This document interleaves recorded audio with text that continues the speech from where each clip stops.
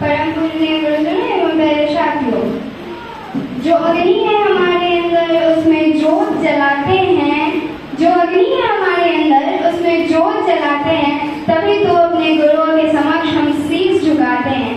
जिसने दी जिंदगी को एक नई उड़ान, जिसने दी जिंदगी को एक नई उड़ान, उन सभी शिक्षकों को कोटि कोटि प्रणाम। सर्वप्रथम आप सभी को शिक्षक दिवस एवं डॉक्टर सर्वपल्ली राधाकृष्णन जी के जन्म दिवस की हार्दिक शुभकामनाएं। आज का यह अद्भुत दिन हम हमारे भूतपूर्व राष्ट्रपति एवं उपराष्ट्रपति डॉक्टर सर्वपल्ली राधाकृष्णन जी के जन्मदिन के उपलक्ष्य में मनाते हैं, जिन्होंने शिक्षकों को एक अलग पहचान दी, ऊंचा दर्जा दिया एवं हम सबके बीच शिक्षकों का महत्व बताया। सर्वप्रथम ऐसे महान व्यक्ति एवं उच्च व्यक्तित्व को हमारा नमन है। गुरु, गुरु कहते किसे हैं? गुरु दो शब्दों के मेल से बना है, पहला गु, दूसरा रू। गु अर्थात अंधकार और रू अर्थात प्रकाश। जो व्यक्ति, प्राणी, जीव कुछ भी यदि आपकी जिंदगी को अंधकार से, तमस से प्रकाश की ओर ले जाता है, ज्योति की ओर ले जाता है, सही मायनों में वही आपका गुरु कहलाता है। गुरु के लिए हम कहते हैं कि गुरुर ब्रह्मा गुरुर विष्णु गुरुरेव महेश्वर गुरु साक्षात परब्रह्म तस्मै श्री गुरुवे नमः। अखंड मंडलाकारं व्याप्तेन चराचरं तत्पदं दर्शकं येन तस्मै श्री गुरुवे नमः। मातृवत् लालयित्री च पितृवत् मार्गदर्शक नमो अस्तु गुरु श्रद्धायै श्रद्धा प्रजायुताचया। अर्थात गुरु ही ब्रह्मा है, गुरु ही विष्णु है, गुरु ही महेश है। महेश यानी शिव। शिव एकमात्र ऐसा प्राणी जिसमें 24 कलाएं मौजूद है, जो संपूर्ण है, वह शिव गुरु ही है। गुरु ही सृष्टि का आदि सृजन करता ब्रह्म है, तथा ऐसे गुरुओं को हमारा हृदय से नमन है।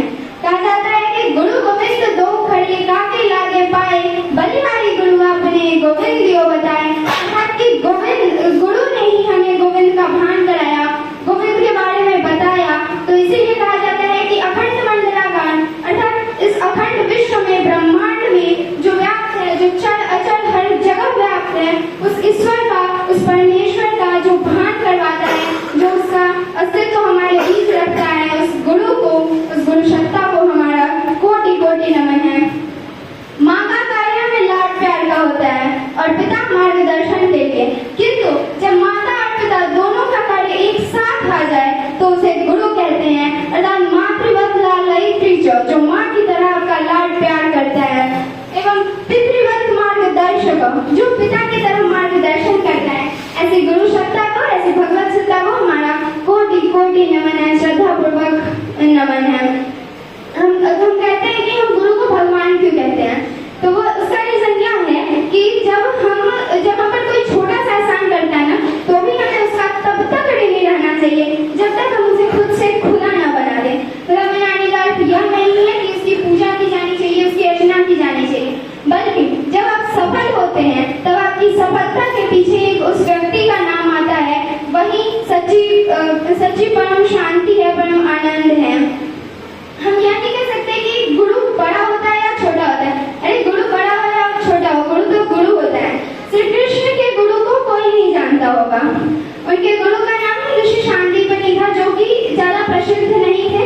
उनका मतलब उनको सब नहीं जानते थे, लेकिन वही दुर्योधन, पांडव और कौरव के गुरु द्रोणाचार्य प्रसिद्ध थे, उन्हें सब जानते थे। भीष्म और कर्ण के गुरु स्वयं परशुराम या स्वयं शिव के शिष्य थे, अर्थात उन सबके पास स्वयं शिव का ज्ञान था। इसके बावजूद उस साधारण से गुरु का शिष्य कृष्ण आता है और बिना शस्त्र उठाए पूरी की पूरी महाभारत रचवा देता है, जिस महाभारत के लिए भगवान कहते हैं कि दुर्योधन अब ऐसा होगा कभी नहीं